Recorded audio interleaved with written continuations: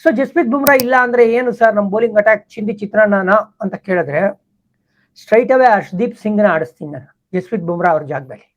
ಓಕೆನಾ? ಸೊ 3 ಜನ ಪ್ರಮುಖ ಫಾಸ್ಟ್ ಬೌಲರ್ಗಳಾಗೋಯ್ತು. ಈಗ ವೆದರ್ ಕಂಡೀಷನ್ಸ್ ಪ್ರಕಾರ ಸಿಕ್ಕಾಪಟ್ಟೆ ಬಿಸಿಲಿರುವಂತ ಒಂದು ಸಮ್ಮರ್ ಆಗ್ತಾ ಇದೆ ಅಂತೆ. ಅವ್ರು ಅನ್ಕೊಂಡಂಗೆ ಏನ್ ಹೇಳ್ತೀರಾ, ಪ್ರಿಪೇರ್ ಮಾಡಕ್ ಆಗ್ತಾ ಇಲ್ಲ ಪಿಚ್ನ, ಅಂದ್ರೆ ಆ ಮಾಯಿಶ್ಚರ್ನ ರಿಟೈನ್ ಮಾಡಕ್ ಆಗ್ತಾ ಇಲ್ಲ. ಸೊ ಡ್ರೈ ಕಂಡೀಷನ್ಸ್ ಅಂತ ಮಾತಾಡ್ತಾ ಇದ್ದಾರೆ. ಬಟ್ ಇಂಗ್ಲೆಂಡ್ ಕಂಡೀಷನ್ಸ್ ಅಂತ ಮಾತಾಡಿದಾಗ 3 ಜನ ಫಾಸ್ಟ್ ಬೌಲರ್ ಮಿನಿಮಮ್ ಬೇಕೇ ಬೇಕು. ಪ್ರಸಿದ್ಧ, ಸಿರಾಜು, ಹರ್ಷದೀಪ್ 3 ಜನ ನೀವು ಆಡಿಸಿ. ಈಗ ಪ್ರಶ್ನೆ ಬಂದಿರೋದೇನು ಅಂದ್ರೆ ಶಾರ್ದುಲ್ ಠಾಕೂರ್ ಅವರ ಜಾಗ. ಅವ್ರನ್ನ ಆಡಿಸೋದು ಬಹಳ ಡೌಟ್ ಇದೆ ನಾಳಿನ ಪಂದ್ಯಕ್ಕೆ. ಯಾಕಂದ್ರೆ ಈ ಪಂದ್ಯಕ್ಕೆ ಮೇ ಬಿ ಅವರು ಇಬ್ರು ಸ್ಪಿನ್ನರ್ಸ್ ನ ನೋಡ್ಬೋದು ಬಿಕಾಸ್ ಆಫ್ ದಿ ಕಂಡೀಷನ್ ಅಂತ ಕೂಡ ಮಾತಾಡ್ತಾರೆ. ಸೊ ಇಬ್ರು ಸ್ಪಿನ್ನರ್ ಅಂತ ಮಾತಾಡಿದಾಗ ಯಾರು ತಗೊಂಡ್ಬರ್ತಾರೆ ನೋಡಿ. ಬ್ಯಾಟಿಂಗು ಸ್ಟ್ರೆಂಥನ್ ಆಗ್ಬೇಕು ಅಂದ್ರೆ ಅವಾಗ ಆಟೋಮೆಟಿಕ್ ಚಾಯ್ಸ್ ಆಗ್ತಾರೆ ವಾಷಿಂಗ್ಟನ್ ಸುಂದರ್. ಒಳ್ಳೆ ಆಫ್ ಸ್ಪಿನ್ ಮಾಡಿದ್ರು. ನಿಮ್ಗೆ ಜ್ಞಾಪಕ ಇದ್ರೆ ನ್ಯೂಜಿಲೆಂಡ್ ವಿರುದ್ಧ 7 ವಿಕೆಟ್ಸ್ ನ ತಗೊಂಡಿದ್ದು.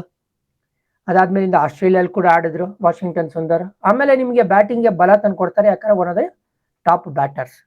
ಸೊ ಇದೊಂದು ಆಪ್ಷನ್ ಇದೆ, Washington Sundar in place of Shardul Thakur. Jadeja ಇದ್ದೇ ಇದ್ದಾರೆ ಆಸ್ ಆಲ್ರೌಂಡರ್. ಸೊ ಇಬ್ರು ಸ್ಪಿನ್ನರ್ ಆಗೋಯ್ತು, ಇಬ್ರು ಆಲ್ರೌಂಡರ್ ಆಗೋಯ್ತು. ಬ್ಯಾಟಿಂಗು ಕಾಂಪ್ರಮೈಸ್ ಆಗಿಲ್ಲ, ಬೌಲಿಂಗು ಕಾಂಪ್ರಮೈಸ್ ಆಗಿಲ್ಲ ಅಂತ ಒಂದು ಯೋಚನೆ. ಎರಡನೇ ಯೋಚನೆ, ನಿತೀಶ್ ಕುಮಾರ್ ರೆಡ್ಡಿ ಸ್ಲಿಪ್ ಅಲ್ಲಿ ಆಲ್ರೆಡಿ ಫೀಲ್ಡಿಂಗ್ ಮಾಡ್ತಾ ಇದ್ದಾರೆ ಅವರು.